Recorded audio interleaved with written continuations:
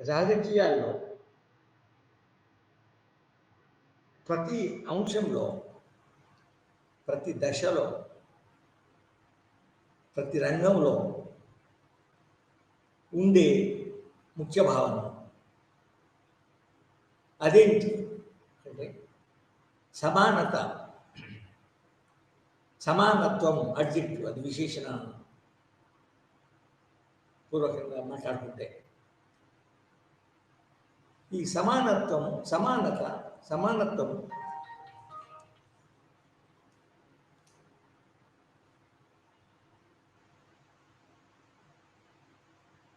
ఇది దీని గురించి అసలు ఒక పెద్ద హిస్టరీ, ఉద్యమాల యొక్క లక్ష్యాలు, ఉద్యమాల యొక్క ముఖ్య అంశాలు అసలు సమానత్వం కొరకే నిజానికి ఏర్పడ్డాయి. తర్వాత నాగరికత పెంపొందించిన క్రమంలో, పరిణామంలో యాక్చువల్గా సమానత అనేది ఇంపార్టెంట్ పాత్ర. సమానతం కొరకు మార్పు జరిగినాయి, సమానతం కొరకు ఉద్యమాలు జరిగినాయి, సమానతం లక్ష్యంగా ఉద్యమాలు జరిగినాయి. అయితే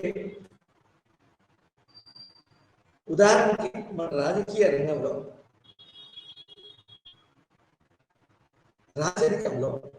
రాజరికానికి ముందు, రాజరికంలో ఉండే ముఖ్యమైన సమస్యలు, ఆ సమస్యలను పరిష్కరించడానికి అందరికీ సమానత్వ భావన, అందరికీ ఒక విషయం, రాజకీయ సంక్షేమము, రాజకీయ పాలన, అందరికీ సమానమైన సంక్షేమము, అందరికీ సమానమైన అవకాశాలు, సమానమైన పరిస్థితులు కలగజేయాలా అనే ఉద్దేశంతో నిజానికి రాజకీయ మార్పులు అనేవి జరిగినాయి. అయితే ఈ సమానత్వము రాజనీతి తత్వంలో కేంద్ర బిందువుగా ఉంది. రాజనీతి తత్వము ఎప్పుడైనా కూడా ప్రజల సంక్షేమం కొరకు, మానవుల సంక్షేమం కొరకు డెవలప్ అయింది అనొచ్చు.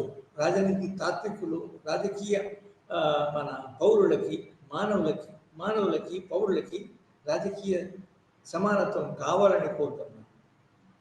అయితే ముఖ్యంగా మనము రాజకీయ సమానత్వం లేని పరిస్థితులను చూస్తే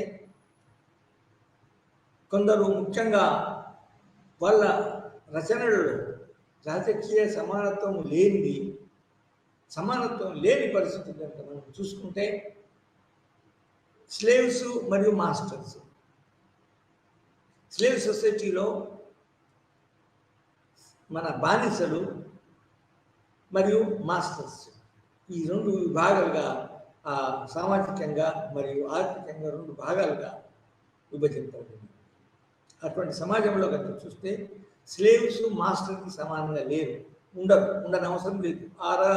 దాని స్లేవ్ సొసైటీని సమర్థించిన వ్యక్తులను, తాత్వికులను కనుక మనం చూస్తే వాళ్ళ ఉద్దేశంలో, ఆ తాత్వికుల ఉద్దేశంలో మన బానిస సమాజములో బానిసలు బానిసకనే ఉండాలా, బానిసలు తమ మాస్టర్స్ యొక్క సంక్షేమాన్ని కోరుతూ వాళ్ళ యొక్క డ్యూటీని, అంటే సేవలు చేస్తూ, తర్వాత బానిస యొక్క డ్యూటీలు ఏముంటాయో అవి చేస్తూ ఉండాలా అనే తత్వాలు కూడా శాస్త్రాలు కూడా ఉన్నాయి. అయితే అది తప్పు అని బానిస సమాజంలో ఉన్న బానిసలకు అనుకూలంగా వాళ్ళు కూడా మాస్టర్తో సమానంగా, ఇతరులతో సమానంగా ఉండాలని రచనలు జరిగినవి. తర్వాత ఆ రచనలకు అనుగుణంగా ఉద్యమాలు జరిగినవి. తర్వాత ఉద్యమాలు జరగడానికి, ఉద్యమాల ద్వారా విప్లవాత్మక మార్పు కూడా చేయడం. సో మనం సమానత్వం యొక్క ప్రాముఖ్యత ఎప్పుడు తెలుస్తుందంటే ఈనాడు. అయితే ఈ సమానత్వం మార్పుల కొరకు రష్యాలో కానీ, చైనాలో కానీ, యూరోప్లో కానీ, మన ఇండియాలో కానీ సమానత్వము ఎలా వచ్చిందో మనం గమనిస్తే ఆ సమానత్వం కొరకు చాలా పోరాటాలు జరిగాయి.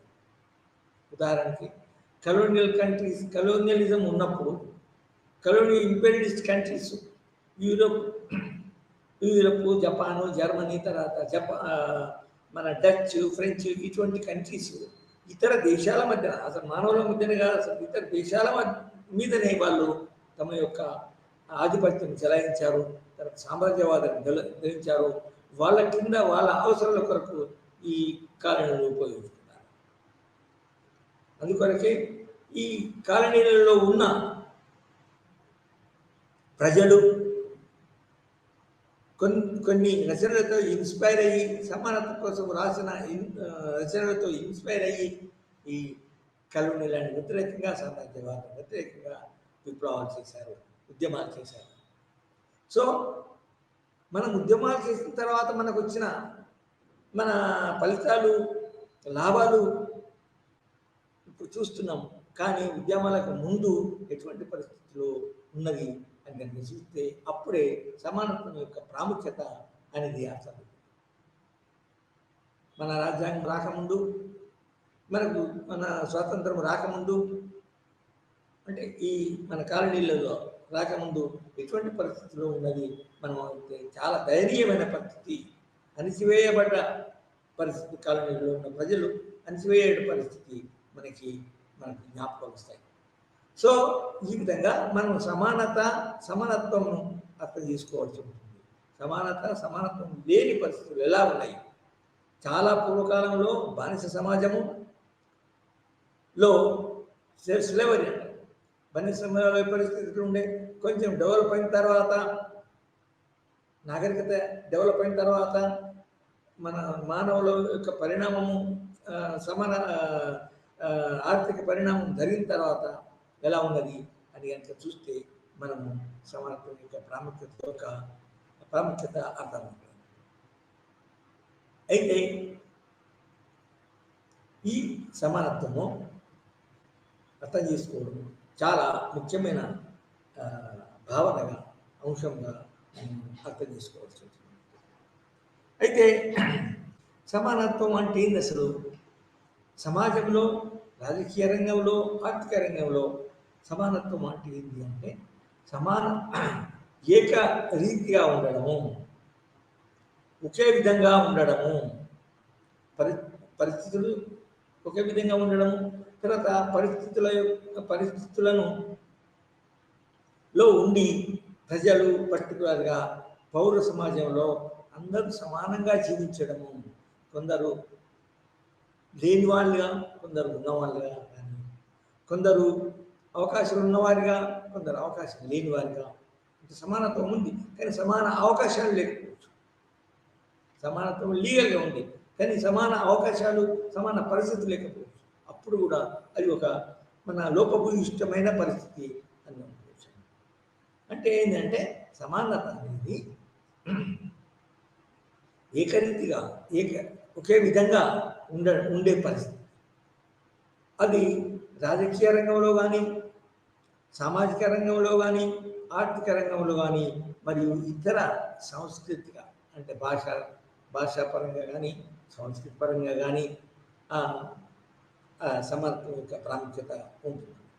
అంటే ఈ అన్ని రంగాలలో ఆ సమానత అనేది ఉండాలి. అయితే సమానత సామాజిక రంగంలో అంటే ఏంటి అంటే, ఫర్ ఎగ్జాంపుల్ మన దేశంలో, పర్టికులర్గా భారతదేశంలో మరియు అటువంటి ఇతర దేశాలలో సామాజికంగా ప్రజలు విడబడ్డారు.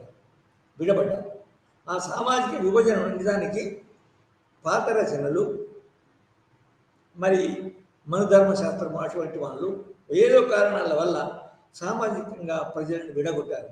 అదే మన దేశంలో మొదటి నుంచి ఉన్న కుల వ్యవస్థ. సో కుల వ్యవస్థకు నిజానికి సామాజిక సమానత్వానికి నిజంగా పూర్తిగా వ్యతిరేకం. ఈ కుల వ్యవస్థ ప్రకారం అది నిజానికి కొంచెము ఈ వర్ణ వ్యవస్థ మన రచనలో ఉన్న మన వర్ణ వ్యవస్థ కంటే నిజానికి భిన్నంగా ఉంటుంది. ఈ కుల వ్యవస్థ వల్ల దానికి ప్రజలు అనేక విధాలుగా విభజింపబడతారు, అనేక కులాలుగా ఉపకులాలుగా విభజింపబడతారు. అంటే అక్కడ సామాజిక సమానత్వము కుల సమాజంలో ఉండదు. అంబేద్కర్ మన రాసిన ప్రకారము నిచ్చెన మెట్ల వ్యవస్థ అంటే మన నిచ్చెన మీద ఉన్న మెట్టు బ్రాహ్మణ్స్, తర్వాత అప్పర్ కాస్ట్ అనుకోండి, తర్వాత మధ్యలో ఉన్నవి వైశ్యులు క్షత్రియులు, తర్వాత కింద ఉన్నవి శూద్రులు, ఇంకా అసలు కుల వ్యవస్థలో లేని వాళ్ళు మన ఇది హరిజనులు లేక అంటరాని వారు. అంటే ఈ సామాజిక విభజన ఏ విధంగా జరిగింది అనేది చూస్తే మనము ఒక కులము, ఒక మధ్య కులం కానీ కింది కులం కానీ మీది కులం దానికి సమానం కాదు. అసలు నిత్యం మెట్టు అంటే వాటి పైన ఉండడం అసలు సామాజికంగా, రాజకీయంగా, ఆర్థికంగా కూడా పైన ఉండడం. దానికి శక్తులు లేకంటే వైశ్యులు, తర్వాత ఇతరులు ఆ క్షత్రుల కంటే సమానంగా ఉండకపోవడము, సమాన అవకాశాలు ఉండకపోవడము. క్షత్రియ వ్యవస్థ, క్షత్రియ యొక్క మెట్టు అంటే ఏంటి? అందులో ఆ కేటగిరీలో ఉన్న వాళ్ళే రాచరికానికి అర్హులు, ఆ కేటగిరీలో ఉన్న వాళ్ళే ప్రభుత్వంలో మనం పాల్గొంచుకోవడం జరుగుతుంది. అంతేకాకుండా ఇంకా ఇంకా ముందుకు కనుకపోతే, ఇంకా పూర్వం కనుకపోతే దానికి ఆ క్షత్రియులు కూడా కొన్ని వంశాలే రాజకీయంగా మన పరిపాలకులు కావడము, రాజులు కావడము, ప్రధానులు కావడం జరుగుతుంది. సో సమాజము ఆ విధంగా సామాజికంగా విడబడ్డప్పుడు నిజంగా అవకాశాలు అనేవి, మన పాసిబిలిటీస్ అనేవి పూర్తిగా తగ్గిపోతాయి. కింది మెట్టులో ఉన్నవాళ్ళు, కింది కేటగిరీలో ఉన్నవాళ్ళు కిందనే ఉంటారు. అంటే ఆ కుల వ్యవస్థ లేకుండా పోతే దానికి సమాజంలో కొందరు పూర్తిగా పర్మనెంట్గా వెనకనే ఉంటారు, కొందరు పూర్తిగా ముందే ఉంటారు. అంటే దాని అర్థం ఏంటి అంటే సామాజిక మార్పు అనేది జరగదు. కింది వాళ్ళు ఎప్పుడూ పైకి పోవడానికి వీలు కాదు. అయితే అదేవిధంగా రేషియల్ ఇన్ఈక్వాలిటీ అది సొసైటీ అంటే తెల్లవాళ్ళు చాలా గొప్పవాళ్ళని, తెల్లవాళ్ళ మధ్యనే తెలివి కల వాళ్ళు టాలెంట్ ఉంటారని, స్కిల్స్ ఉంటాయని అది భావించే రేషియల్ ఇన్ఈక్వాలిటీలో బ్లాక్స్ అంటే నల్లవాళ్ళు, మన తెలివి తక్కువ వాళ్ళు, తర్వాత నల్లవాళ్ళు తెల్లవాళ్ళతో సమానం కాదు. కాబట్టి సమాజంలో ఉన్న అవకాశాలు, మన పాలన అవకాశాలు, తర్వాత రాజకీయ అవకాశాలు అవి తెల్లవాళ్ళకే ఉండేవి, నల్లవాళ్ళకు ఉండకపోయింది. ముఖ్యంగా వెస్ట్రన్ కంట్రీస్లో రేషియల్ ఇన్ఈక్వాలిటీ అనేది ఉండాలి, అది కూడా సోషల్ ఇన్ఈక్వాలిటీ కిందనే వస్తుంది.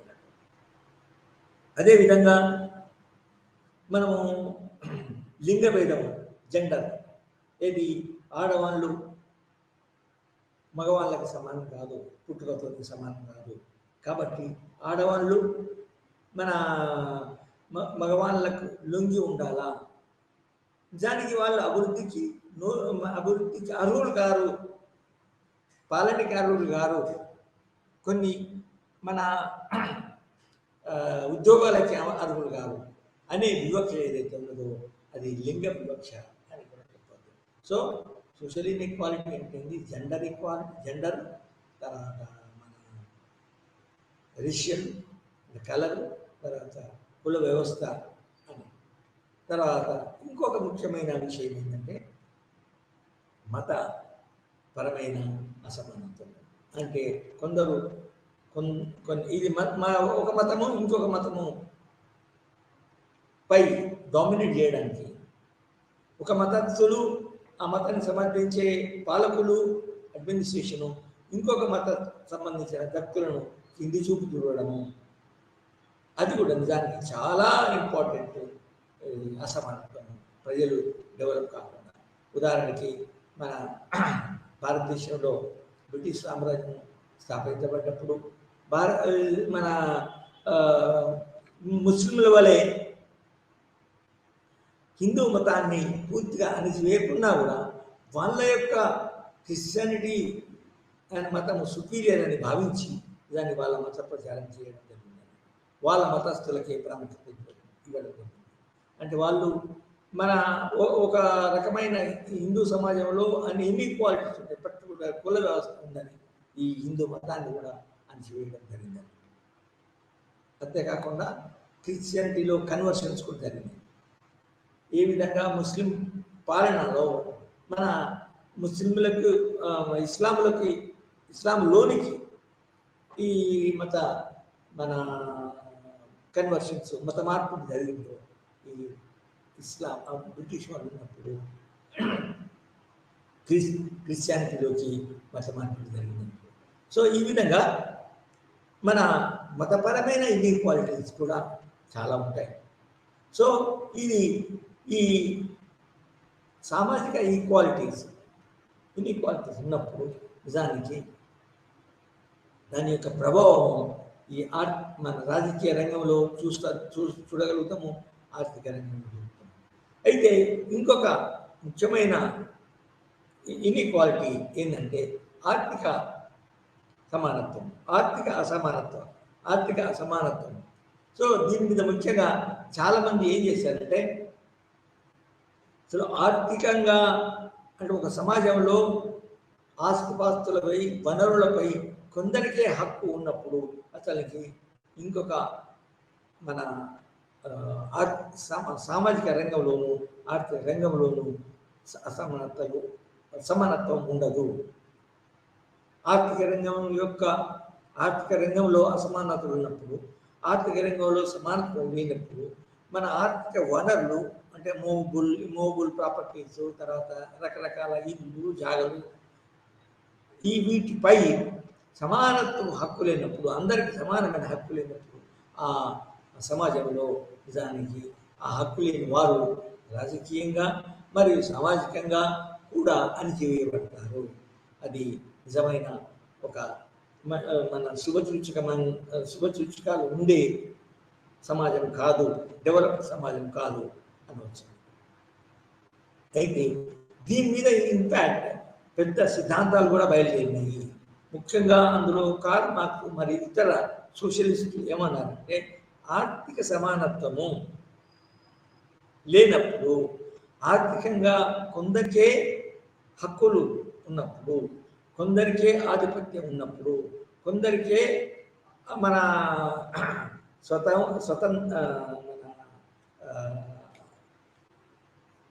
వాటిని వినియోగించుకోవడానికి యాక్సెస్ ఉన్నప్పుడు నిజానికి తక్కిన వాళ్ళందరూ అవి లేని వాళ్ళకి సమానత్వం ఉండదు. లీగల్గా ఉండొచ్చు, సిద్ధాంతపరంగా ఉండొచ్చు, ఊహల్లో ఉండొచ్చు, కానీ నిజమైన గ్రౌండ్ లెవెల్లో మాత్రము వాళ్ళకి రాజకీయ సమానత్వము, సాంఘిక సమానత్వము మన ఊహల్లో ఉండొచ్చు, కానీ నిజంగా గ్రౌండ్ లెవెల్లో ఉండదని భావించారు.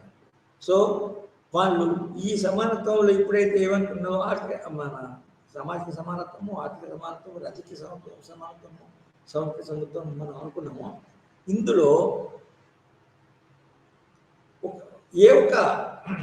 మన ఆర్థిక రంగానికి మార్క్స్ వంటి వాళ్ళు చాలా ప్రాముఖ్యత ఇచ్చారు. వాళ్ళ ప్రకారం ఏమన్నారంటే కార్ల్ మార్క్స్ ప్రకారం ఏంటంటే ఆర్థిక రంగంలో అసమానతలు ఉన్నప్పుడు, ఆర్థిక రంగం కొందరికే మేలు చేసినప్పుడు అది దానికి ఇతర రంగంలో కూడా అది వాళ్ళ ఆర్థిక రంగంలో ఆధిపత్యంగా ఉన్న వాళ్ళు ఇతర రంగంలో కూడా ఆధిపత్యం సంపాదించిన వారు అవుతారు.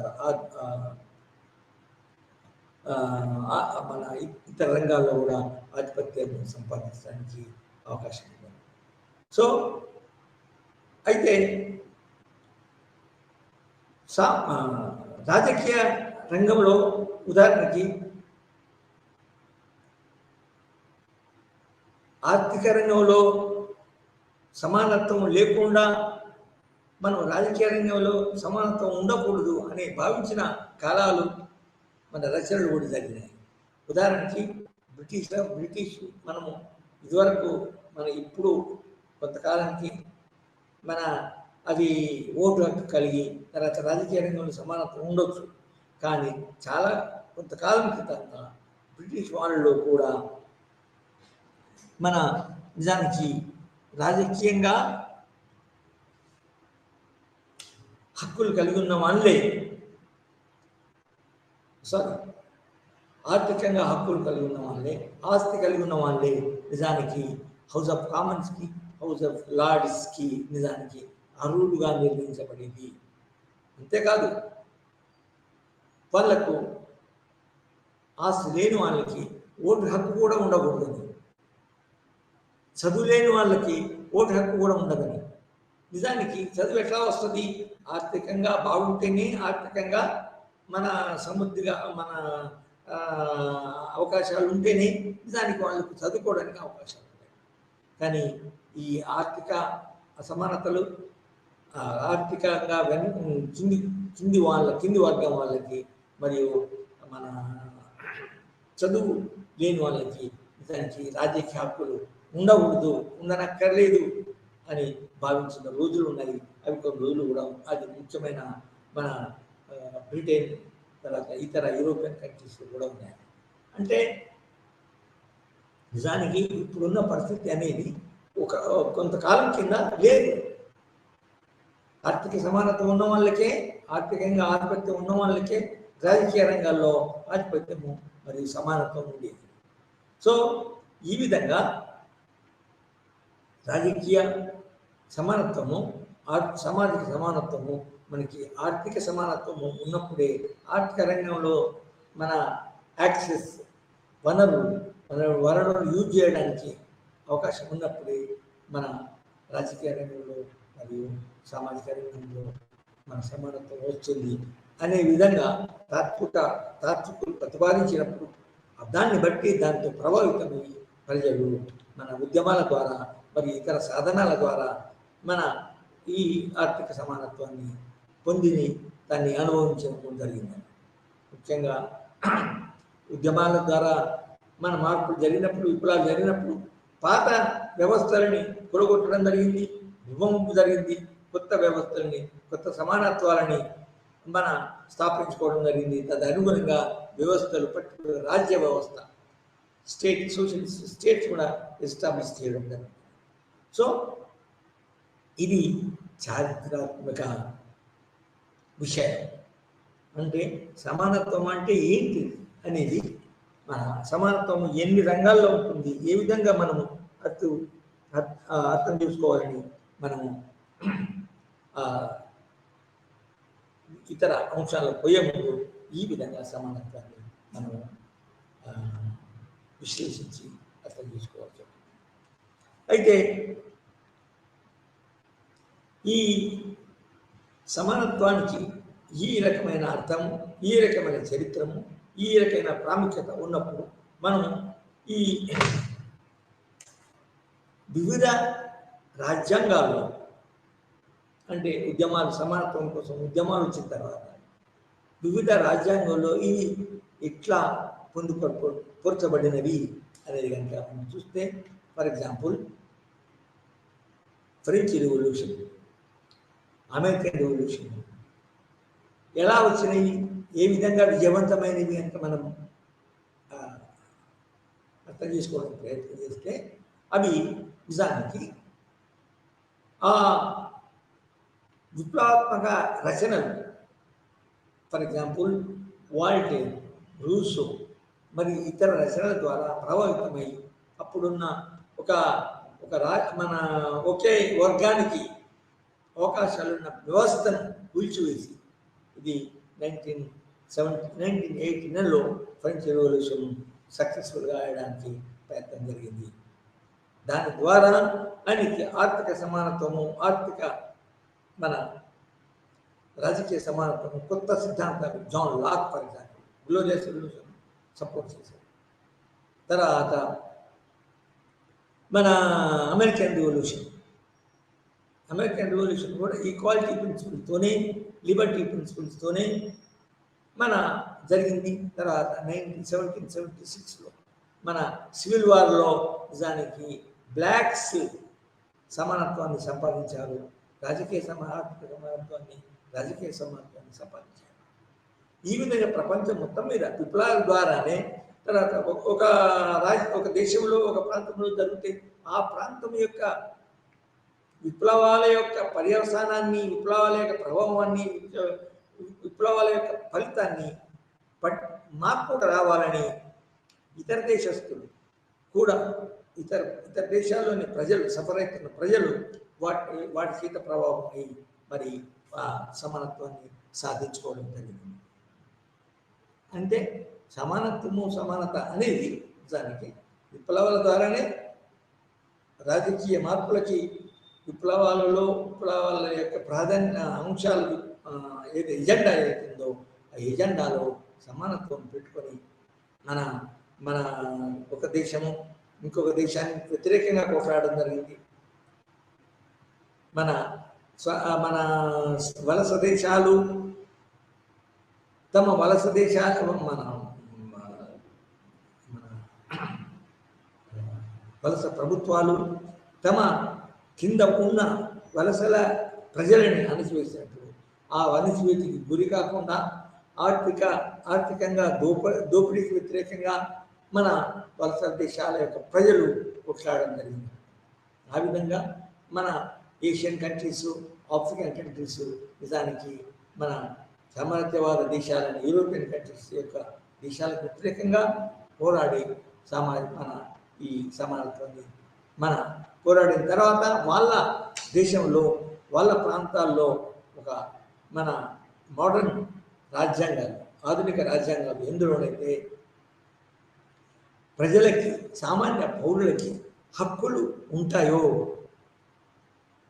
అటువంటి రాజ్యాంగాలను, అటువంటి రాజ్య వ్యవస్థలని ఏర్పాటు చేసుకుంటాం. ఫర్ ఎగ్జాంపుల్ మన బ్రిటిష్ వాళ్ళు మన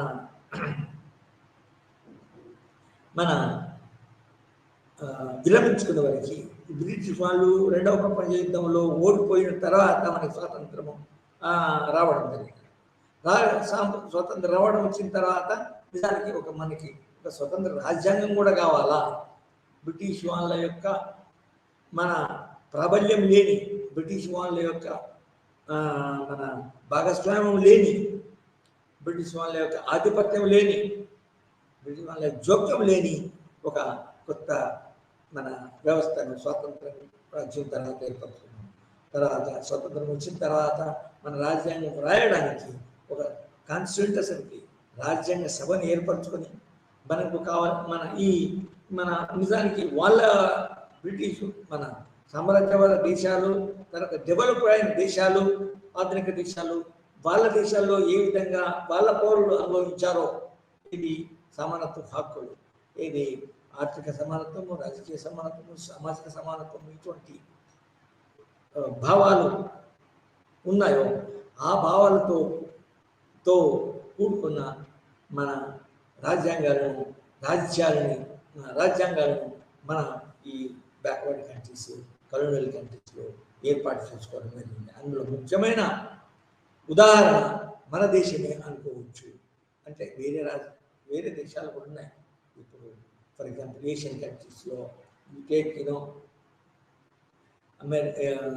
Asia, Sri Lanka, Singapore, Thailand and other countries, in fact, have got their own constitutions in which సమానత్వం అనేది చాలా ముఖ్యమైన అంశంగా ఉంది.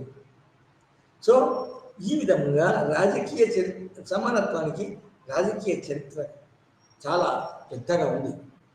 సమానత్వం లక్ష్యంగా దానికి మన పోరాటాలు జరిగి, ఉద్యమాలు జరిగి మన ప్రజలు ఆ దేశాల్లో కొన్ని అసమానతగా ఉన్న దేశాలు దానికి సమానత్వం వైపు ఏమన్నారు కదిలిపోయి మార్పులు చేసుకోవడం జరిగింది. సో ఇది సమానత్వం కొరకు.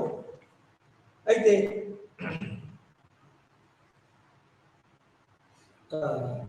సమానత్వము పెంపొందించుకోవడానికి నిజానికి ఉద్యమాల ద్వారా వచ్చినది ఇప్పుడే చెప్పుకున్నట్టు రాజ్యాంగము అనేది చాలా ముఖ్య పాత్ర వహించింది.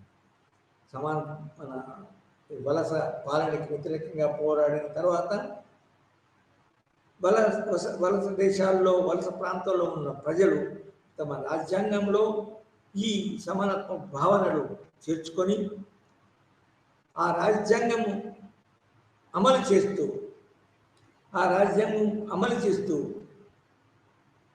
ఆ రాజ్యంలో ఉన్న ప్రజలకు అనేక లాభాలు చేకూర్చడం జరిగింది. వాళ్ళ అభివృద్ధి కొరకు, వాళ్ళ సంక్షేమం కొరకు, వాళ్ళ మన రియలైజేషన్, సెల్ఫ్ రియలైజేషన్ కొరకు నిజానికి రాజ్యాంగాలు రాసుకోవడం జరిగింది. ఆ రాజ్యాంగం రాయడంలో కూడా, రాసే ప్రాసెస్లో, రాసే క్రమంలో కూడా ఈ సామ్రాజ్యవాద దేశాల మన పరిపాలకులు కానీ, తత్వాలు కానీ వాళ్ళు దేశాల్లో ఉన్న తత్వాలను తీసుకోవడం జరిగింది, కానీ వాళ్ళ యొక్క భాగస్వామ్యాన్ని మాత్రం తీసుకోవడం వలన భాగస్వామ్యం ధిక్కరించి మన దేశంలో ఉన్న మన తాత్వికులు, మన దేశంలో ఉన్న రచయితలు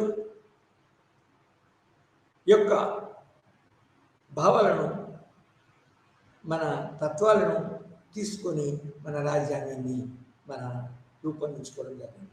ఈ రాజ్యాంగం ప్రకారము మన పర్టికులర్గా ఈ దేశాల్లో ఉండే రాజ్యం ఏ విధంగా ఉండాలా అనేది నిర్దేశించింది. నిజానికి కొత్త దేశాల్లో ఈ రాజ్యాంగం ప్రకారము మన పరిపాలన ఏ విధంగా జరగాలనేది నిజానికి భావనలు, అంటే ఒక రాజ్యాంగం ఒక రాజ్యం ఏ విధంగా పరిపాలించబడాలా.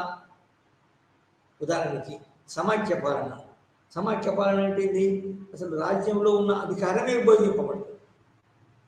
ఎందుకంటే సమాఖ్య మన భావన ఎట్లా ఉంటుందంటే, కేంద్రీకృత అధికారము మన కొందరి చేతిలోనే కేంద్రీకృతమయ్యి, ఒక ప్రాంతంలో కేంద్రీకృతమయ్యి మన సమానత్వము, రాజ్యము, మన రాజకీయ సమానత్వం, ఇటువంటి యొక్క భావనల యొక్క లాభాలు కొందరికే చేరే విధంగా ఉండకుండా అది అధికారము డిసెంట్రలైజ్ చేయడం. ఒక పర్టికులర్గా భౌగోళికంగా మన పెద్ద దేశాల్లో ఈ మన సమాఖ్య పాలన ఎందులోనైతే రాజకీయ మన అధికార విభజన జరుగుతుందో ఆ పాలన మన రాజ్యాంగాల్లో రాసుకోవడం జరిగింది. అది భౌగోళికంగా ఏ విధంగా అధికారం కేంద్రీకృతం ఉండకుండా, అధికారము రాజకీయ సమానత్వం ప్రాంతాలకి కూడా, అన్ని ప్రాంతాలకి సమానంగా ఉండాలనే భావన మన సమాఖ్య పద్ధతి. అదేవిధంగా మన ఆర్థికంగా సమానత్వము రావడానికి ముఖ్యంగా ఆర్థిక వనరులకు అందరూ హక్కు కలిగి ఉండాలి. నిజానికి ప్రతి రాజ్యాంగంలో, ప్రతి కొత్త దేశంలో నిజానికి ఒక హక్కుల సమూహము అనేది వాళ్ళ రాజ్యాంగంలో చేర్చుకున్నారు. ఫర్ ఎగ్జాంపుల్ ప్రాథమిక హక్కులు ముఖ్యంగా ఏమున్నది చెప్పండి? Justice, Liberty and equality. Justice, Liberty and equality అంటే ఈ ప్రాథమిక సమానత్వం అనేది ఒక హక్కుగా చేర్చబడింది. అంటే ఆ సమాజంలో కనుక ఆ హక్కు కనుక లేకపోతే ఆ సమానత్వం పౌరులు అనుభవించడం జరుగుతుంది. స్వేచ్ఛ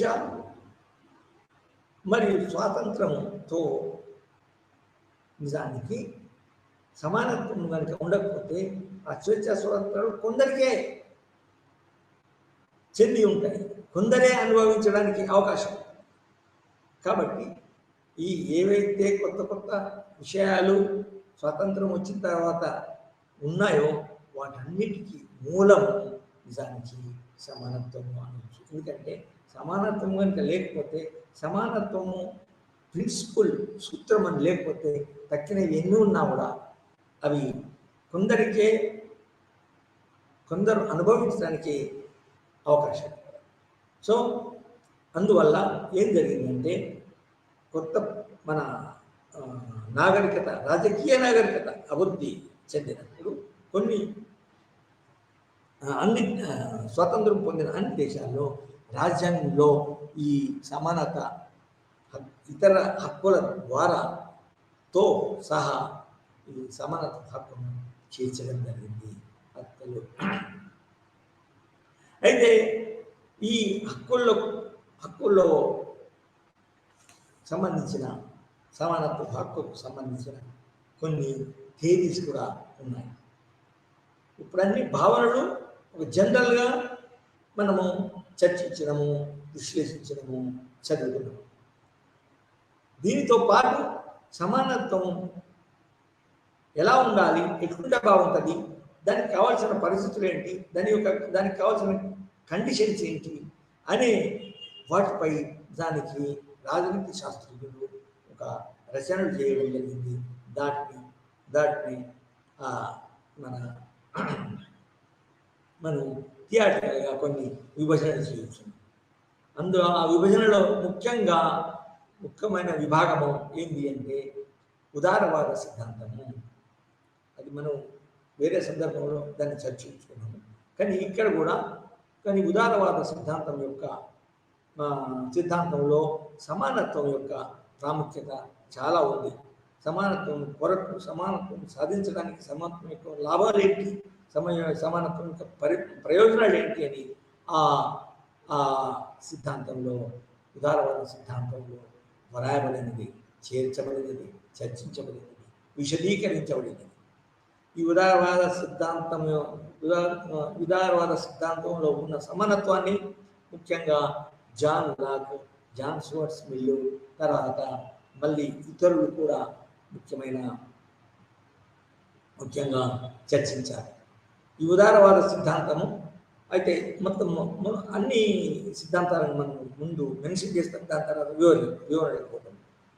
ఇంకొక ముఖ్యమైనది ఏంటంటే మార్క్సిస్ట్ ఈ ఆర్థిక ప్రాతిపదికను మన ప్రాముఖ్యతగా చేసుకొని, కేంద్ర బిందుగా చేసుకొని సమానత్వం యొక్క పెంపొందించడంలో, సమానత్వం అందరికి సమానత్వం పంచడంలో ముఖ్య ప్రయత్నాలు, వాళ్ళ రచన ద్వారా ముఖ్య ప్రయత్నం చేసిన వాళ్ళు, ముఖ్య ప్రతిపాదన చేసిన వాళ్ళు కార్ల్ మార్క్స్ మరియు ఇతర సిద్ధాంతాలు.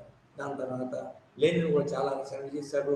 తర్వాత మరి ఇంకా అనేక స్టాలిన్ వీళ్ళందరూ కూడా దాని ప్రకారంగా విప్లవాలు కూడా వచ్చినాయి నిజానికి. అయితే వాళ్ళు ముఖ్యంగా మార్క్సియన్ కాన్సెప్ట్ ఆఫ్ ఈక్వాలిటీ అంటే ఎందులోనైతే మెటీరియలిస్ట్ మ్యాటర్, పదార్థం, ఆస్తి, వనరులు, భౌతిక వనరులు ముఖ్య పాత్ర వహిస్తాయో వాటిని ఆధారం చేసుకుని ఇతర సమానత్వాలు వస్తాయి, అవకాశాలు ఉంటాయి అని వాళ్ళు ప్రతిపాదించారు. ఉదాహరణకి మన మార్క్సిస్టులు ఏమన్నారంటే ఆర్థిక వనరులు ఏదైతే మనకి తిండి, బట్ట, మన పడక, సుఖము ఉంటాయో వాటిని అది ఇతర సమానత్వాలకి ప్రాతిపదిక అయి ఉంటుంది, ఇతర సమానత్వాలు ఆధారపడి ఉంటాయి. కాబట్టి సమాజంలో ఉన్న మన ఈ వనరులు, ఆర్థిక వనరులు, పదార్థిక వనరులు నిజానికి అందరికీ సమానంగా పంచబడాలా, అధికత అవకాశాలు ఉండాలా, యాక్సెస్ ఉండాలా అని చేశారు. అది మార్క్సియన్ కాన్సెప్ట్ ఆఫ్ ఈక్వాలిటీ. అదేవిధంగా ఈ ప్రజల సామాన్యంగా జనరల్ ప్రబలం కాకుండా ప్రజల్లో కూడా స్త్రీ పురుషులు అనే చాలా విభజన, లింగ విభజన అనేది ఉంది.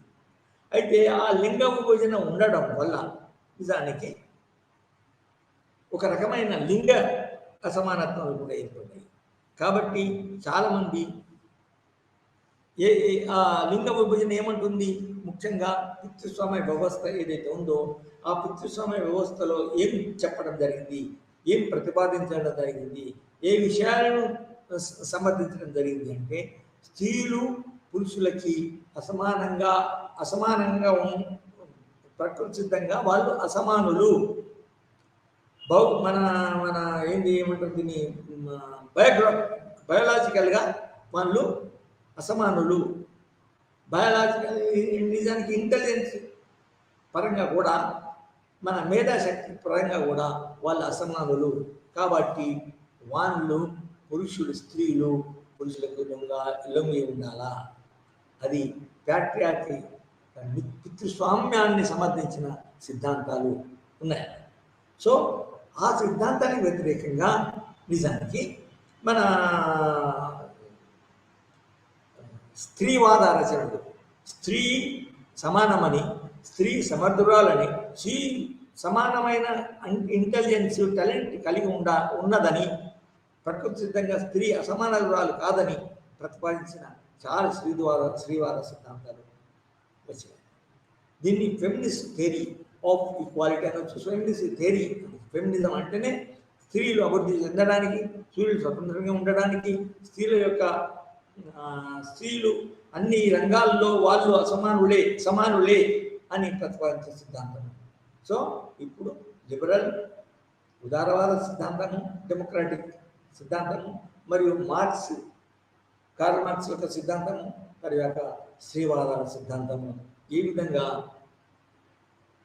ఈ సమానత్వం, పౌరుల సమానత్వాన్ని జనరల్గా, తర్వాత స్త్రీల యొక్క సమానత్వాన్ని పర్టికులర్గా ప్రతిపాదించి వాటికి అనుకూలంగా ఏ విధంగా పరిష్కారాలు కూడా చేయాలి, ఉద్యమాలు కూడా చేయాలా అనేది చేశారన్నట్టు. అదొకటి. బట్టి ప్రతిపాదన మన ఊహల్లోని తర్వాత మన సిద్ధాంత పరంగానే కాదు, ఆ సిద్ధాంతంలో పరిష్కారాలు తర్వాత మార్గాలు కూడా ప్రతిపాదించడం జరిగింది. ఉదాహరణకి ఉదారవాద సిద్ధాంతాల ప్రభావంతోనే యూరోప్లో చాలా విప్లవాలు వచ్చాయి.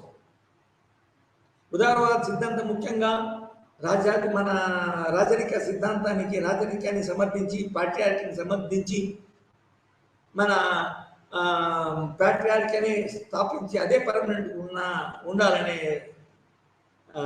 వాదాలకు వ్యతిరేకంగా ఉదారవాద సిద్ధాంతాలు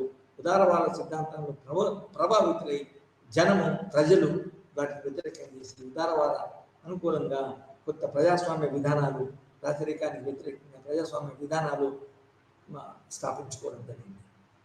అసలు స్థాపించుకోవడానికి ఉదారవాద సిద్ధాంతంలోనే పరిష్కార మార్గం చూడబడ్డాయి.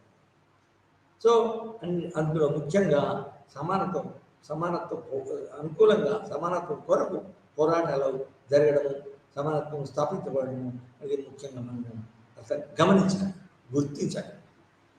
అయితే అదేవిధంగా అది లోపభూయిష్టమైందని కొందరికి అంటే ఈ ఉదారవాద సిద్ధాంతానికి అనుగుణంగా జరిగిన ప్రజాస్వామ్య పోరాటాలు, ప్రజాస్వామ్య వ్యవస్థలకి వ్యతిరేకంగా అంటే పూర్తి నాశనం, అవి ఏ విధంగా పౌరులకి లాభం చేయలేదని, మానవులకు లాభం చేయలేదని కాదు, కానీ అందులో చాలా ఇంపార్టెంట్ లోపాలు ఉన్నాయని ముఖ్యంగా ముందుకొచ్చిన మన సిద్ధాంతాలు, సోషలిస్ట్ సిద్ధాంతాలు, మార్క్సిస్ట్ సిద్ధాంతాలు వాళ్ళ యొక్క ముఖ్య ఉద్దేశం ఏంటంటే మన రైట్ సిద్ధాంతము పౌరులకి పూర్తి ఆత్యకం ఇస్తే అది వ్యక్తి యొక్క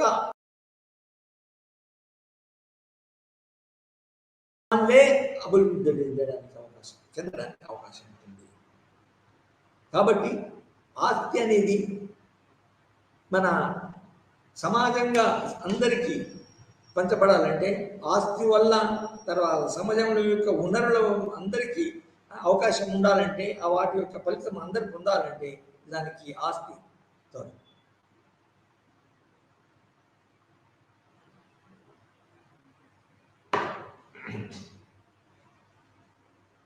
ఉదారవాద సిద్ధాంతంలోనూ రైట్, ప్రాపర్టీ రైట్ అనేది ఫండమెంటల్ రైట్.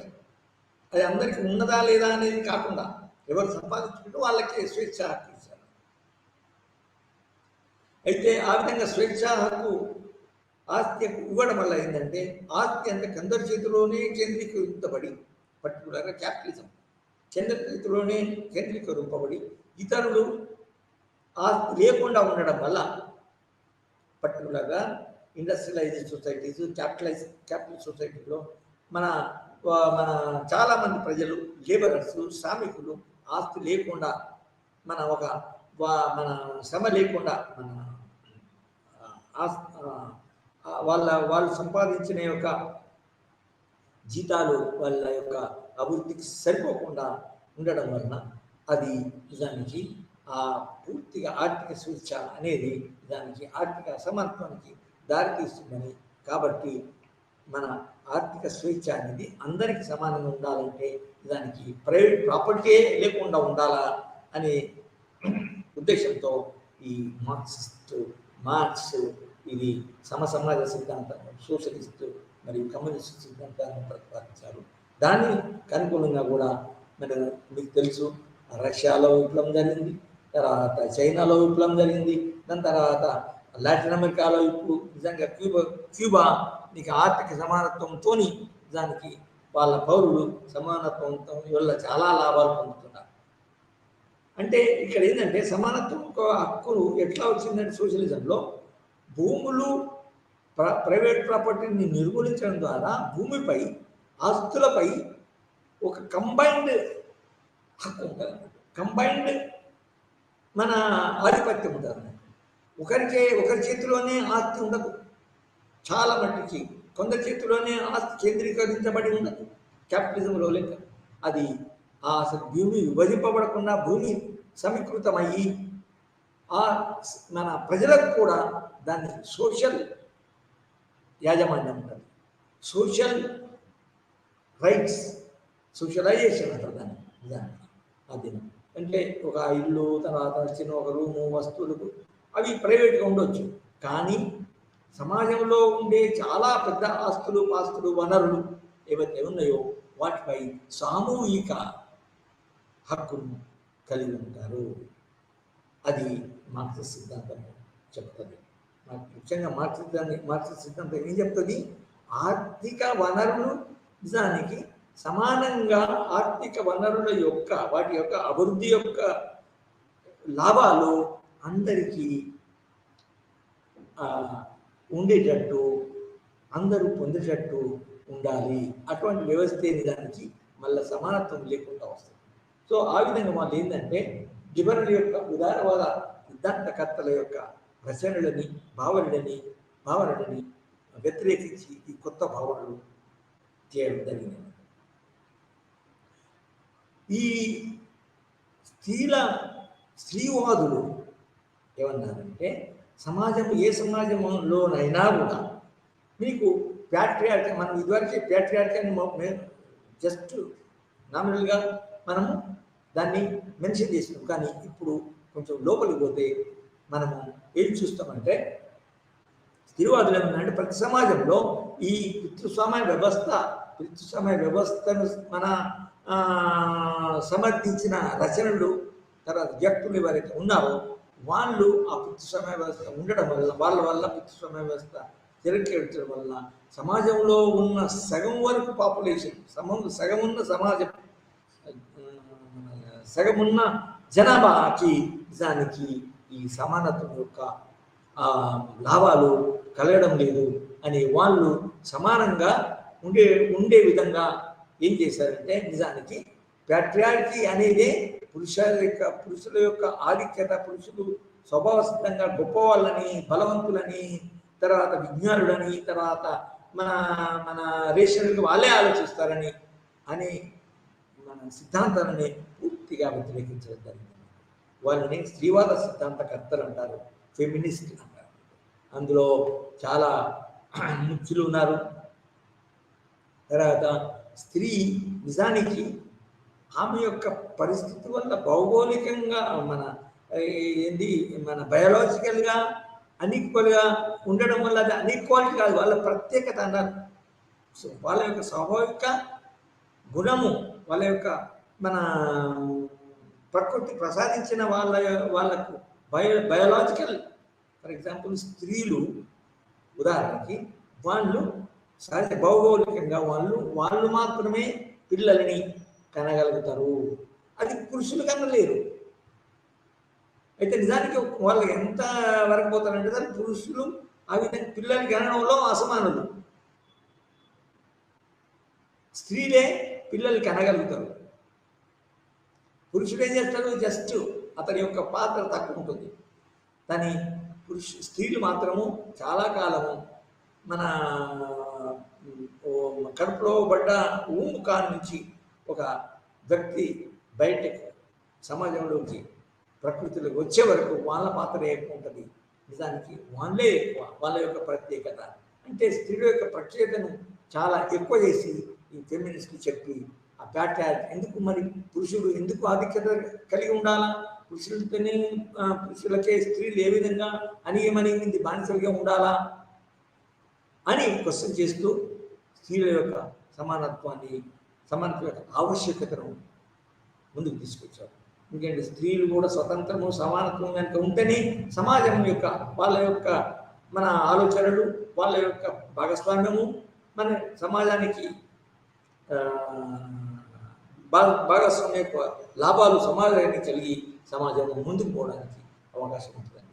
ముఖ్యంగా ఈ ప్యాట్రియార్కీ బేసిస్ మీద జరిగే కొన్ని కార్యక్రమాలు, కొన్ని వ్యవస్థలు ఏవైతే మ్యారేజ్ వ్యవస్థ ఉందనుకోండి, మ్యారేజ్లు కూడా ప్యాట్రియార్కల్ మ్యారేజ్ అంటే పితృస్వామ్యానికి అనుకూలంగా మ్యారేజ్లు ఎట్లా ఉంటారంటే స్త్రీ పురుషుడికి అణిగిమణిగి ఉండాలా, పురుషుడు ఏది చెప్తే అది చేయాలా, స్త్రీ పుట్టిన తర్వాత మ్యారేజ్ వ్యవస్థలో స్త్రీ వద్దకే పురుషుని దగ్గరకే పోవాలా, పురుషుని కుటుంబంలో పోయి జాయిన్ కావాలా, ఆ పురుషుని యొక్క కుటుంబంలో ఉన్న వాళ్ళందరికీ సేవలు చేయాలా, భర్తకు సేవలు చేయాలా, భార్యకు మన ఆడబిడ్డకు సేవలు చేయాలా, తర్వాత అత్తమామలకి సేవలు చేయాలి, అణిగిమణిగి ఉండాలి అనే దాన్ని ఫ్యామిలీ వ్యవస్థని, అటువంటి ఫ్యామిలీ వ్యవస్థని ఈ స్త్రీవాదులు మనం ప్రతిపాదించి తదనుగుణ పోరాటాలను కూడా సమర్థించి నాయకత్వం వహించి కూడా నిజానికి సమాజంలో స్త్రీల యొక్క సమానత్వాన్ని మన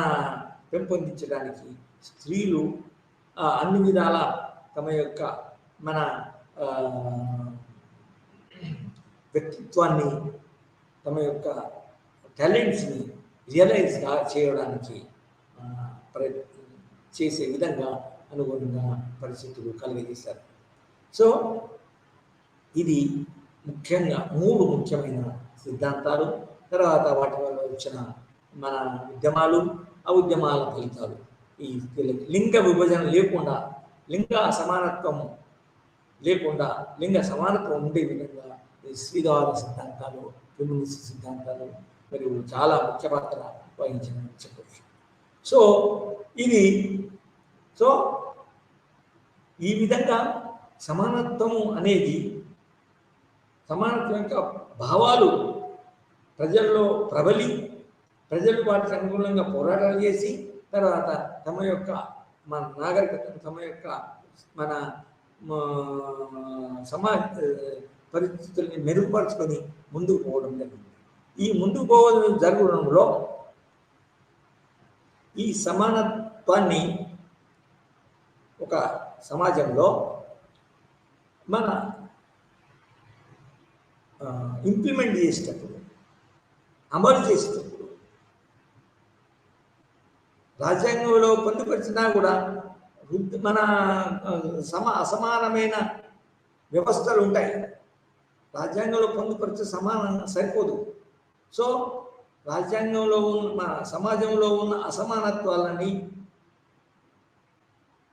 అది వెనకటి నుంచి వచ్చే అసమానత్వాలని, అది ప్యాట్రియార్కీ వల్ల కావచ్చు, కుల విభజన కావచ్చు, తర్వాత మన రేషియల్ ఇన్ఈక్వాలిటీ కావచ్చు, ఏ విభజన మన